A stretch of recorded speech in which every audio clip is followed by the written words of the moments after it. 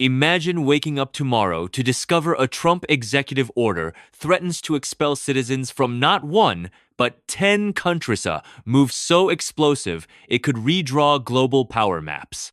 In June 2025, former President Trump signed Proclamation 10,949, ordering nationals from 12 countries to leave the U.S.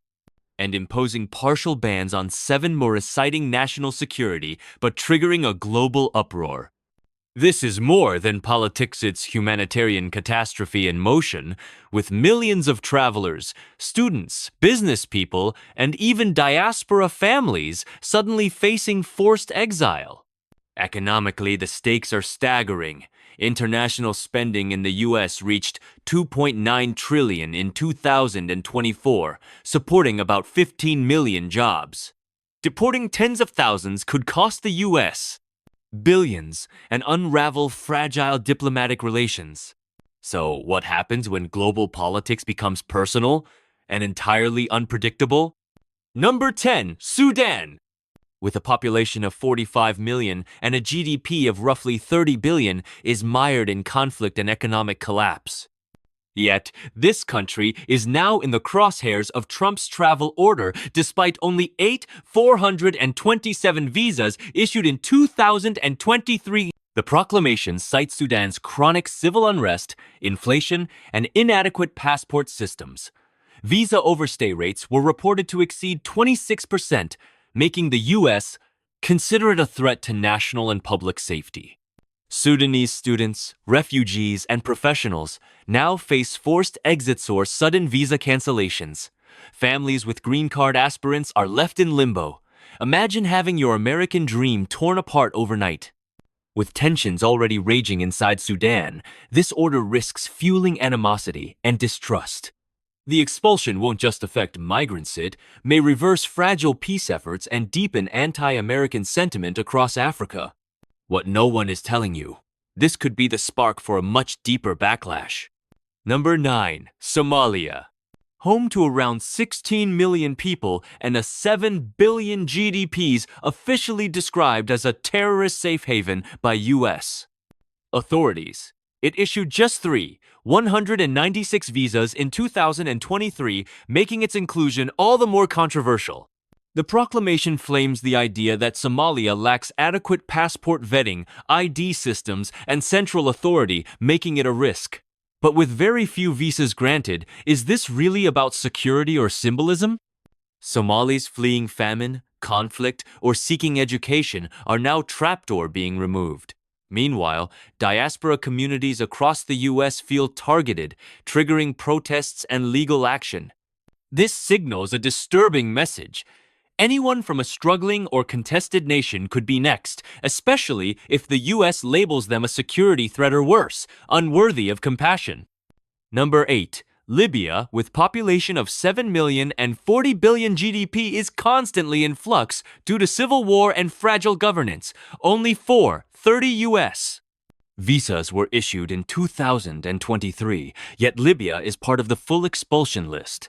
The U.S. claims that Libya's weak passport control and instability make it a hotbed for untraceable entry.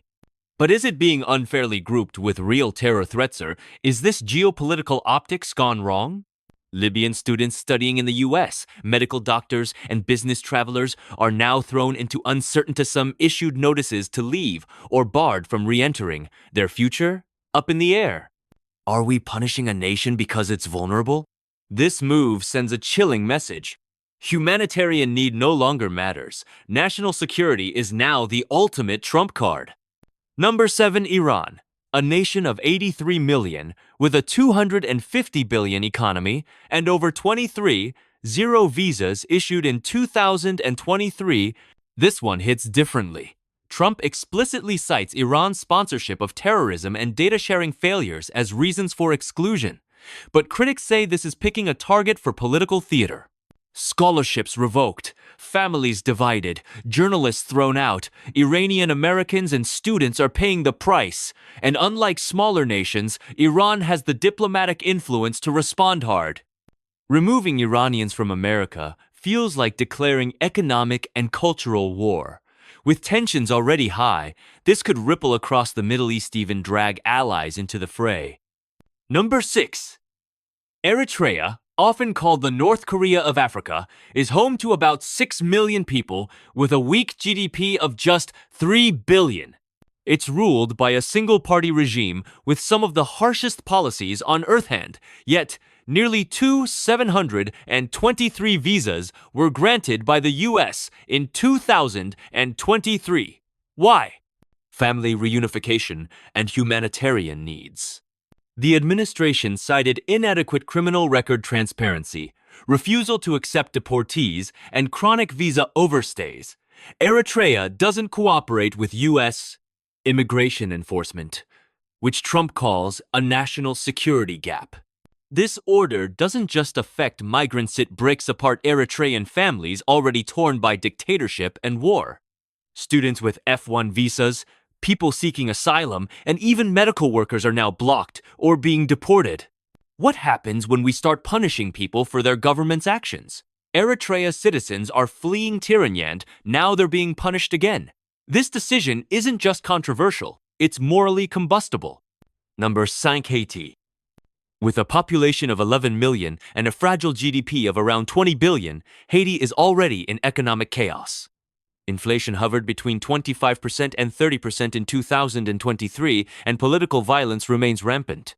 Over 13 zero visas were issued in 2023, but Trump's order goes further, claiming hundreds of thousands of undocumented Haitians are living in the U.S.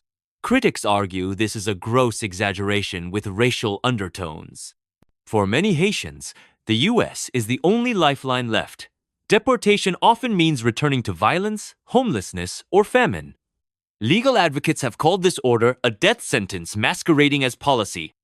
With this move, Trump is directly challenging temporary protected status, TPS, loss, a move that could face immediate lawsuits.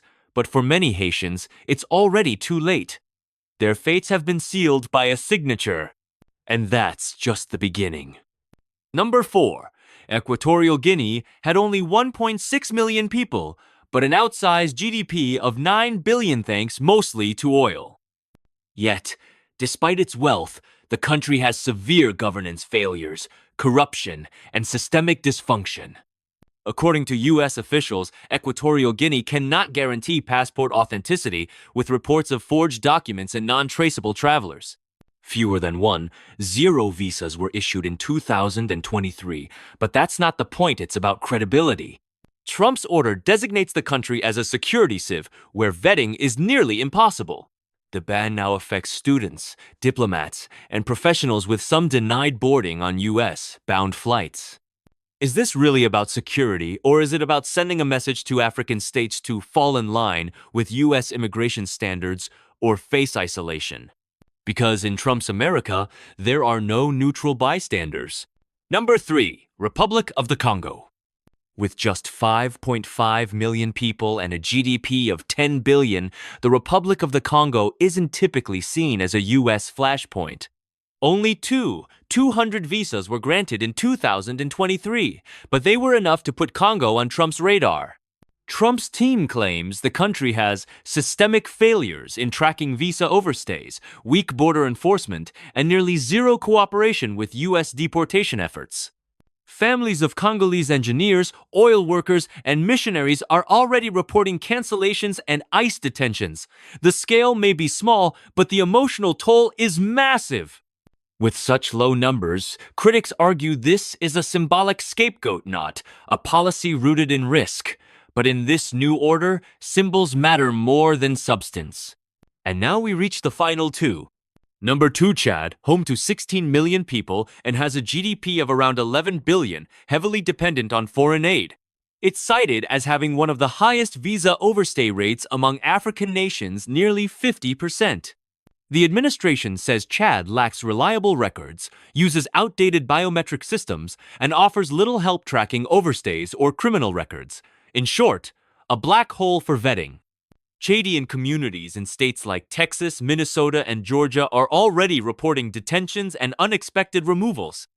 Churches, universities, and hospitals that depend on Chadian workers are in panic mode. This is more than a travel ban, it's a direct signal to African governments. Improve your border systems or your citizens will pay the price. Number 1. Afghanistan remains in humanitarian freefall with 40 million people, a GDP of 20 billion, and extreme instability.